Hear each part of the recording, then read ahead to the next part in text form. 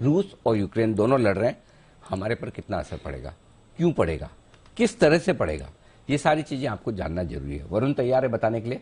वरुण, क्या है डिटेल्स? जी, एक तो सबसे पहले तो ये कि हमारा कोई डायरेक्ट कोरिलेशन बहुत कम है। जैसे कि रशिया के साथ जो हमारा इंपोर्ट एक्सपोर्ट है ना, वो कुल इंपोर्ट एक्सपोर्ट का 1.5 से 2% के आसपास है। ठीक है। तो कोई ज्यादा उसका उस तरह से डायरेक्ट इंपैक्ट होने वाला है नहीं, ये तो आपको सबसे पहले समझ लेना चाहिए। जो भी हम इंपोर्ट एक्सपोर्ट करते हैं उसमें भी खासकर कोल है, पेट्रोलियम प्रोडक्ट्स है।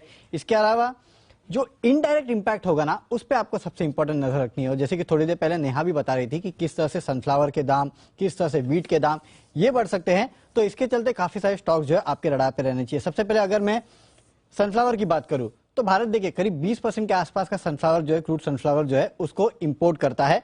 लेकिन उसमें से 70-75% जो है वो यूक्रेन से आता था और करीब 15 से 20% जो है वो रशिया से आता था। यानी कि 90% जो है वो तो यूक्रेन और रशिया से ही आता था। इसका इंपैक्ट सनफ्लावर के कीमत पे होगा और इसका एक नेगेटिव इंपैक्ट जो है वो मेरिको पे हो सकता है। इसके लिए आपको नजर रखनी है क्योंकि इनके कुल रॉ मटेरियल कॉस्ट में से करीब 5 से 8% के आसपास जो है वो सनफ्लावर कच्चे क्रूड सनफ्लावर का रहता है। और याद रखिए सफोला इनका जो ब्रांड है वो कहीं ना कहीं इंपैक्ट होता है इससे।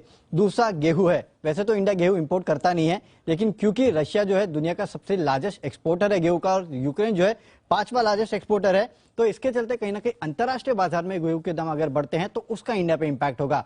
ब्रिटानिया और नेस्ले खासकर यहाँ पे नजर रखिएगा क्योंकि ब्रिटानिया के कुल रॉ मटेरियल कॉस्ट में से 25% सिर्फ गेहूं का है और नेस्ले का करीब 10% के आसपास का है। आईटीसी एक्सपोर्ट भी करता है, इसके लिए उसके ऊपर इंपैक्ट कम होता है।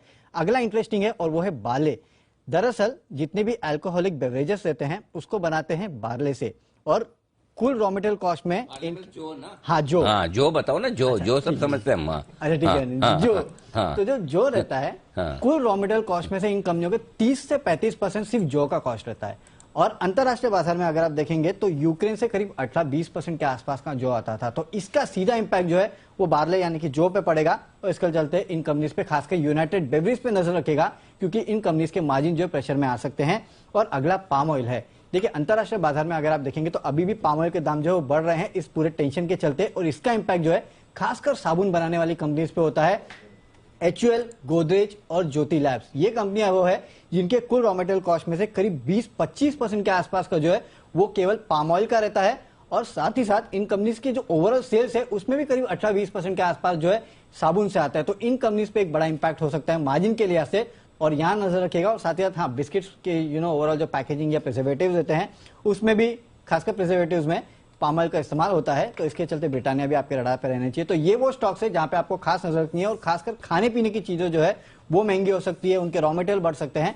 इसके लिए आपको इन सारे स्टॉक्स पे खास नजर रखनी चाहिए। ओके, तो ये है आपके लिए इंडिया पर असर। एफएमसीजी शेयरों पर ज्यादा पड़ेगा, कॉस्ट बढ़ जाएगी, कॉस्ट एनर्जी बढ़ जाएगी, वो इनडायरेक्ट इंपैक्ट ज्यादा होगा, डायरेक्ट से ज्यादा।